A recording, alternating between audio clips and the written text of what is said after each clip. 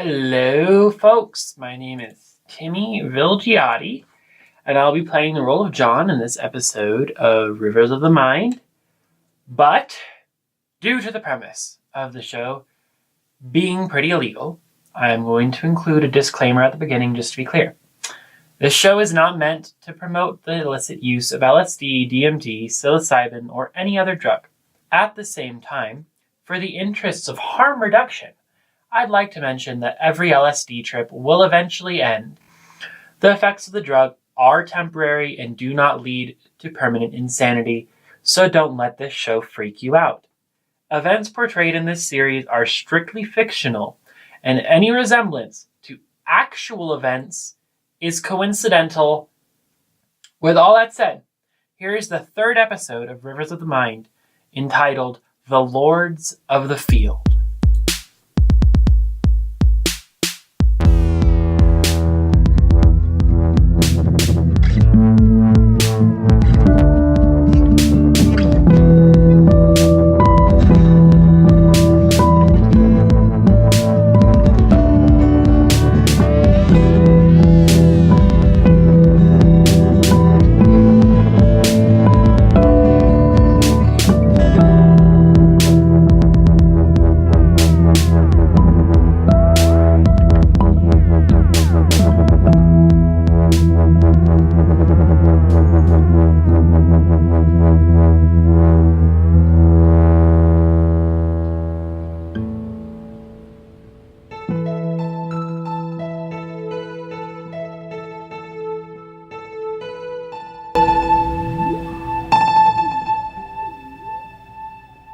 I started walking closer and closer.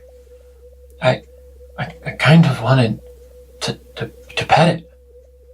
I was half curious to see what would happen if I used astral projection to go touch a cow's face, but also just fascinated by the animal.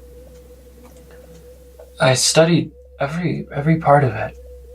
Its hair, its nostrils, its feet, its tongue.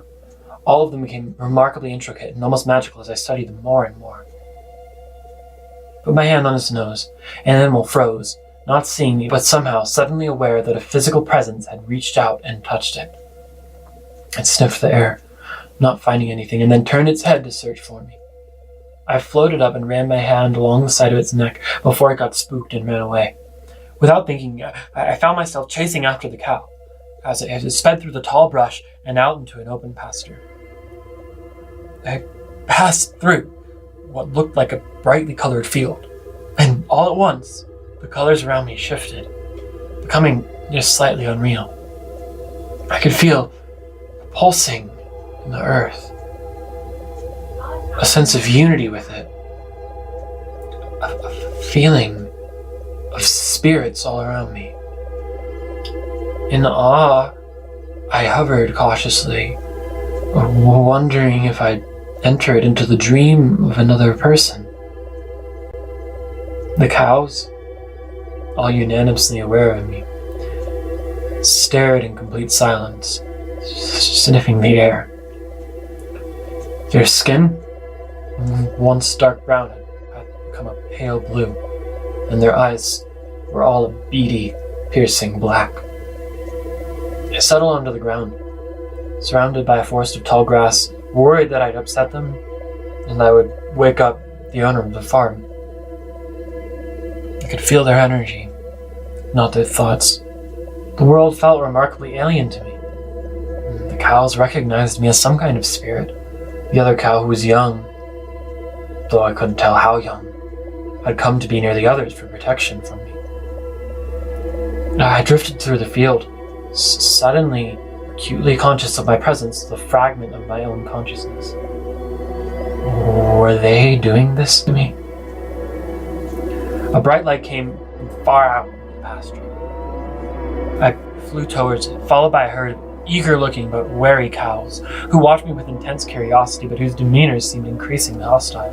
I panicked, losing the grasp I had held all this time over my fear. The cows were all staring at me, their eyes seeming to surround me, their thoughts erupting as one monolithic wordless flow, molten and steaming hot like lava shot from beneath the earth. I headed closer to the light, which shot straight up into the sky and bent out the form of a force field. Disturbed, I circled around it, trying to focus my vision on what was hiding in the light. A strange foreign voice spoke to me, surrounding me from every side, sounding vaguely inquisitive. I froze. The cows had formed a circle around me. I could hear the cows murmur in a strange and earthy tone.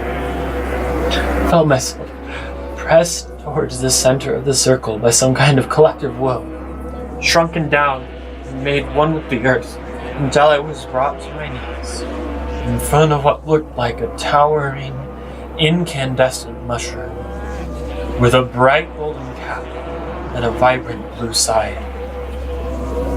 The mushroom spoke to me in a deep and ancient voice, murmuring in a tongue which I could not hope to understand.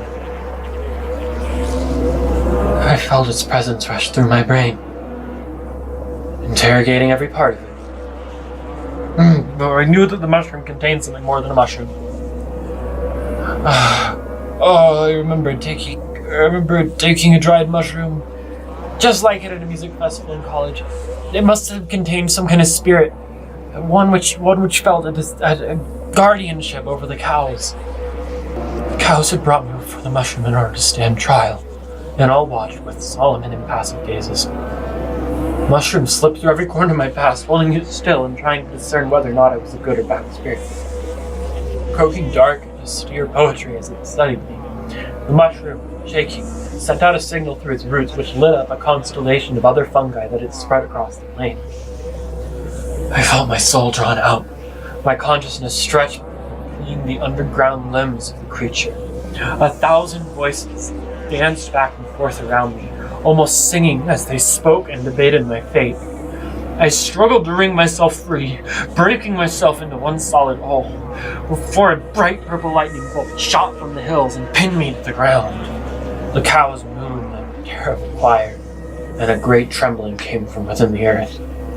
I felt my consciousness jolt back into my body, crumpling my spine and sending searing hot pain through my nervous system.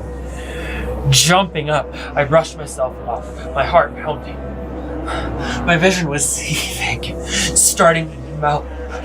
In front of me, I could see, barely, an almost oily force field surrounding the pasture, rippling with the noise of the cows' anguished moves. Through the branches, the jet black eyes of the cows stared me down. Suddenly, I couldn't move. The same croaking voice spread through my head. What are you trying to say? I asked it. I felt a vastly larger consciousness pressed against my own and struggling to regain control of my breathing. I pressed it against it. My consciousness shot from my skull and into the ocean, where I beheld a vibrant purple sunrise. The waters of the ocean chased after me as I rose, higher and higher towards the second sky, which I pierced through like a gunshot, rising into a pristine reflecting pool, surrounded by tall, overgrown fungal matter, reaching high up towards the glaring full moon. I could feel the water reach up towards me, but I was able to dangle just out of its reach. The voice tried to speak to me again, this time in a softer and more whispering tone. A chorus of murmurs shivered out of the darkness within its walls. I was spinning off balance, overwhelmed by a primal and inhuman fear. Breathing in, I reached out for thoughts, trying to understand where I'd been thinking. Ineffable memories rushed through me. The old people of this land, Their tall stone houses, their mounds of earth, their languages and ways of thinking, the anguished cries of villages torn apart by alien disease, the melting of wilderness into cold, dead pavement, the creature which I hesitate to call a plant, knew the bald monkeys well, but did not know me. I was strange-blooded, carrying the mark of some faraway universe, the very sort of spirit from which they were tasked with defending their Earth. I could not speak to them, not in their language, which I knew was very old and primordial. I tried to reach out to them by lifting up my memories. Out of nowhere, a vivid image of rye growing in a field entered my mind, followed by a pair of blue flowers. The mushrooms were familiar with the ergot fungus and its cognate plants. A sense of relief came across the collective consciousness as they reached the unanimous conclusion that I was a mold of some kind that inhabited a human body, and I was using the human's brain to magnify my own powers. The waters beneath me subsided. Speak not our language, that's the old one. The mushroom said in a familiar yet still alien dialect. I felt them draw me up, higher, above the sky, over the reflecting pool, and into a world made of energy. I reached into its memories and tried to understand the etiquette it expected of me. It was too vast for my mind. But at least now it was speaking to me in a language I understood. Leave the bald monkey and come settle in our fields. Not far from here is much wheat corn. Help us guard against the coming of the beyond. The beyond? The beyond comes. It comes in the last nightfall. It tears open the earth of the earth. The hole in the universe, I thought to myself. You know? I was there. I could feel the other mulling this fact over. You were there, and you did nothing. Didn't know what was happening. A seething anger shot through the world in which I found myself. A piercing and totalizing gaze drove itself in between the two lobes of my brain. I felt my limbs catch fire and my stomach begin to boil. I turned tail and shot down out of the sky and back towards the reflecting pool. Violent and raging torrents of energy, which took on the form of rushing water from the heavens, followed in pursuit as I dove through the pool. My lungs filled with it, igniting. As I fell through the other sky, I saw the ocean leaching with magma, turning into a black and tumultuous archipelago. You have been corrupted, Old One. You have betrayed your Earth. You will pay.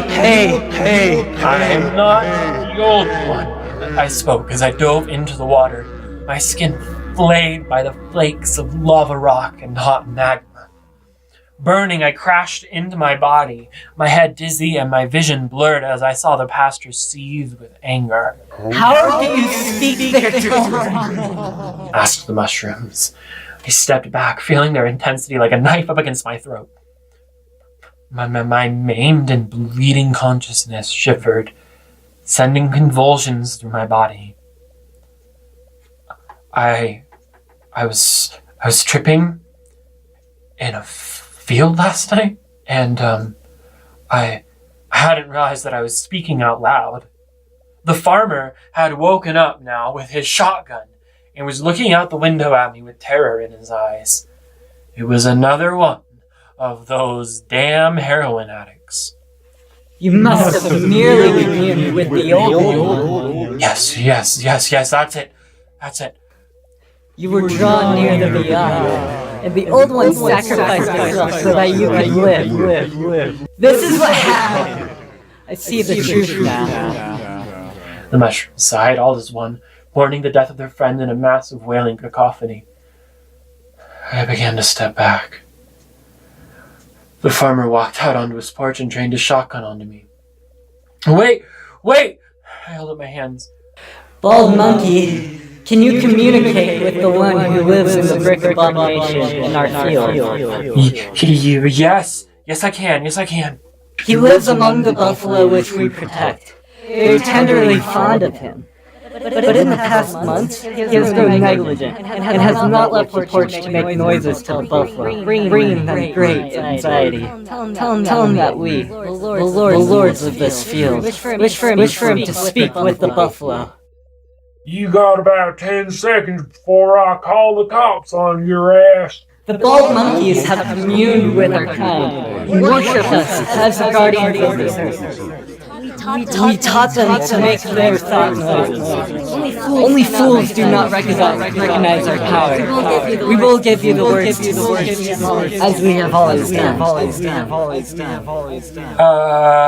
Just a second. Let me explain. I said, he lowered the shotgun and I inched out of the brush, my hands up. So I entered the field of protection the mushrooms projected about the cows, seeing thousands of their bright and glimmering forms lighting the hills, burrowed underneath the ground in massive luminous veins. The mushrooms were stationary and immortal creatures. They had guarded this land, the 3 or 4 square miles of earth here, from dark spiritual forces. But they were not alone. Other masses of similar creatures I knew lay far beyond their boundaries, and their knowledge was no more universal than any other animals. The traditional lore that they spread to one another between boundaries indeed said that they had given us language. But little had changed in their minds since then. Today the cows were still buffalo as they had always been. The bald monkeys still treated them as a sacrament if they did not outright worship them. If he tries to kill you, do not worry. We will let you decompose in glory. They tried to reassure me. I crept out onto the pathway, feeling the uncertain and terrified thoughts of the old ranchers scald my barely breathing soul. I did not want to anger the mushrooms again. And I knew that if they pulled me into their world one more time, I could be easily killed. But I did not want to get shot. Hi. My name is John, I said, my hands above my head as I keenly listened for the mushroom to tell me more of what to say. I speak on behalf of the sacred mushroom, the guardians of this pasture and most beloved of the kind buffalo, I said. On command of the psychedelic fungi, the cows lined up alongside me, staring towards the farmer. My voice trembled as I spoke the rest of their message word for word. The infinite and exalted mothers of language honor me with the right to speak on their behalf. The kind buffalo have been delighted when you have emerged from your brick abomination to make noises to them, but they are troubled as of late. But it seems to be your drawn nature, and the sacred mushrooms wish for me to ask you to emerge and to speak once again with the kind buffalo when the sun is high, and again sing to the peaceful hymns. I don't know what the hell you're talking about, but you can take that hippie bullshit and shove it right where the sun doesn't shine. I tried to translate this statement to the mushrooms, who understandably did not quite grasp the derogatory nature of bullshit. They fumed with anger. Please, maybe you guys can negotiate, I suggested. The anger was at once directed right at me. You dare to challenge our directive? We, the mothers of language, protectors of the earth, masters of nations, and most beloved of the kind buffalo, Not negotiate. with the bald monkeys, Especially not when they resort to such blasphemous indecency. Tell him that his impudence will be his undoing. The sacred mushroom shall command 7 dark forces from the underworld over the next 7 suns, 7 pestilence from the heavens, over the next 7 moons, until he answers to our demand. If he remains stubborn, we will condemn him to Shibulba, the dreaded place of fear, until his soul begs for oblivion. Okay, well, let me, I breathed in and tried to lie to the mushrooms. Ah! The old one is speaking to me! Ah! Murmurs of confusion and wonder filled the hillsides. It wants me to, I feigned panic as with all my might, I drove the field of consciousness to meet with the farmers, escaping from the bonds of the mushroom's empathic defense field. My sense of bodily autonomy returned, and I, with relief, felt a wave of humanity come over me as I clung to the farmer's mind for dear life. He looked on, terrified and unable to move. The mushrooms wondered what I was doing with awe. The old one had spoken in judgment from beyond the grave on their behalf. What in the hell is going on? Please, okay, listen. My name is John, and I was sleeping in the field. And here's the thing, it's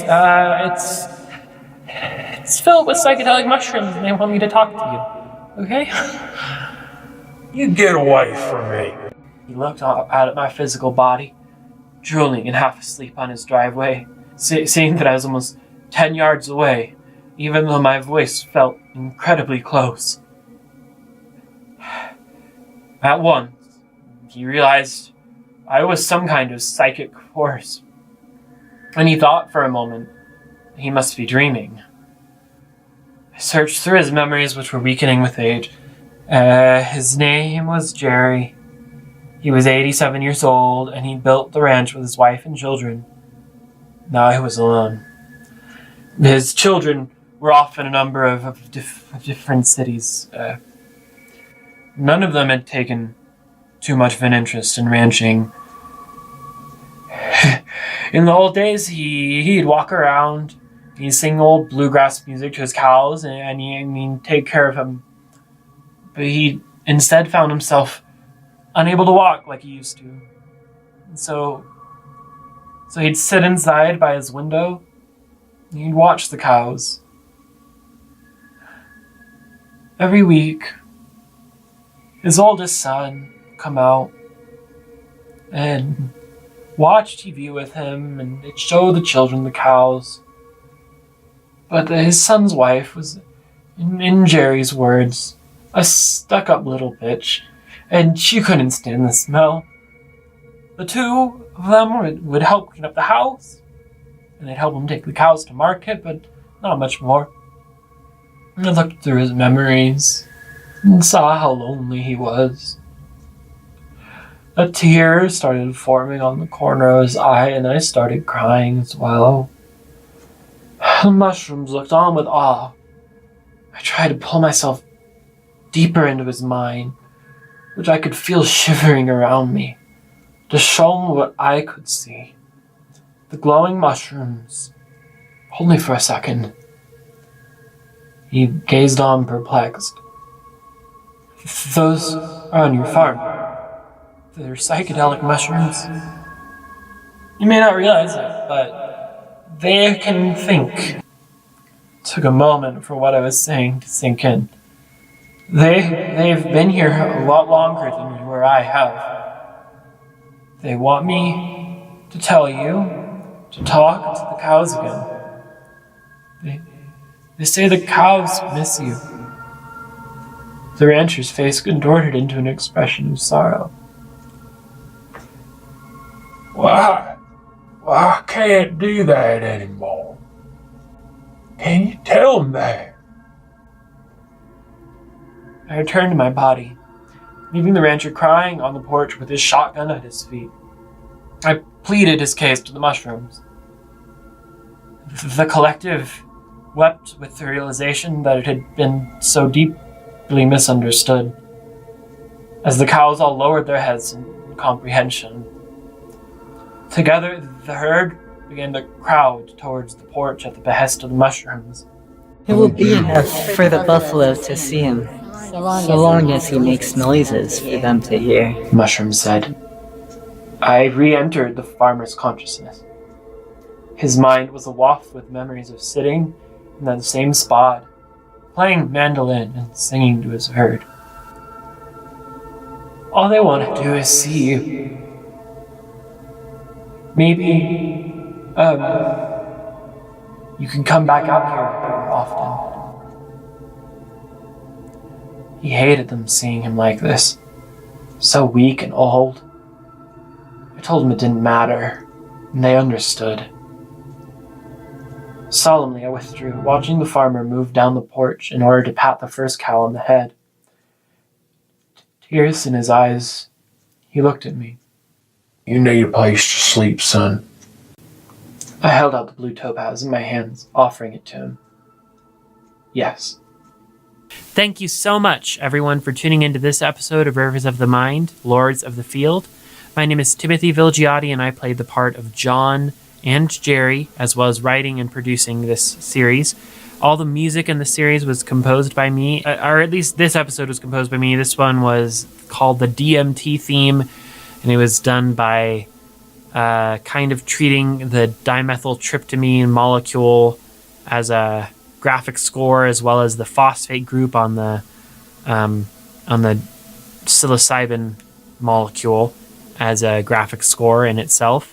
So you have the DMT theme played via piano on Note Flight, and then the hums that are the psilocybe mushroom hums representing the phosphate group attached to the DMT. Don't know if anyone cares about that, but anyway.